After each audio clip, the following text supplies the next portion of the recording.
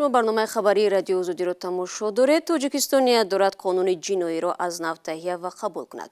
مقصد از تحریر قانون سبکتر کردن جزاهای آن و یا گمان ضد کدکس جنایی گفته می شود. قانون جنایی عمل کننده در سال 1998 قبول شده. از جزئیات بیشتر و همکارم عبدالله اشرف در دست دارد و حالا با او صحبت میکنیم. عبدالله سلام. خب نخست بگو که کودکس به کدام اساس تحریر می شود و پس از تحریر چگونه خواهد شد؟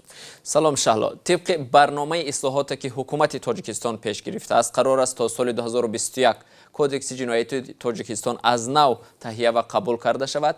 کودکس در شکل نو باید قبای بشردوستانه به خود کسب کند و بسیاری از کردارهایی که عین حال برای آن آدمان پشت پنجره فرستاده می شوند با جریمه و یا جزاهای سبکتری دیگری مجازات شوند. این اقدام حکومت در حالی است که طی چند سال اخیر تغییرات هایی که به کودکس جنایی وارد می شدند تنها به سوی سخت‌تر کردن جزا بودند. از سال 2015 به این سو کردارهای مثل تحقیر عمومی اساسگذار صلح و وحدت ملی پیشوای ملت یا تهمت کردن به او، دیده و دانسته سرایت کردن شخص دیگر به ویروس نورسایی مسئولیت بدن، سفیدکنی عمومی، تروریسم و اکستریمیسم، اجرا نکردن عهدهداری عاید به تعلیم و تربیه نابالغ وارد شد که از 1 تا 5 سال زندان را در نظر دارد.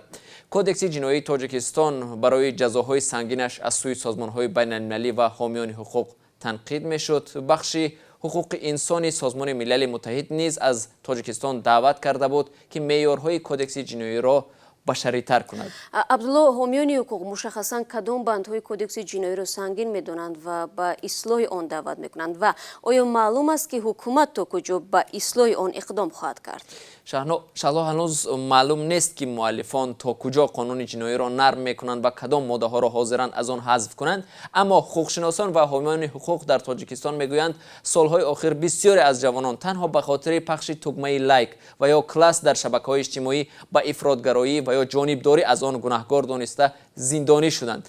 در تاجیکستان سال 2016 به کودکس جنایی مفهومی سفیدکنی عمومی، اکستریمیسم و تروریسم از جمله توسط اینترنت وارد شد و گذاشتن لایک را هم در اکثر حالتها تفتیشات به معنای سفیدکنی و یا ترغیب غایه‌های افراطی قلمداد می‌کند. بنابراین حامیان حقوق انسان در تاجیکستان می‌گویند یکی از بندهای تحریر طلبی کودکس جنایی مربوط به افراط‌گرایی است که بسیاری از جوانان با همین جرم پسی پنجره رفتند برای سال‌های طولانی.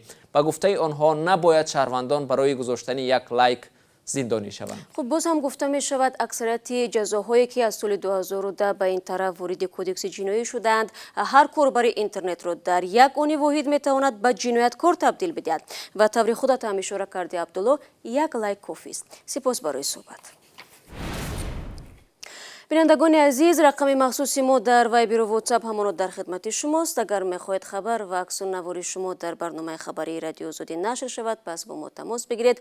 شماره تلفن ما +420 724 056 681 است. در صورت دریافت خبر، عکس و یا ویدیو ما با شما تماس میگیریم.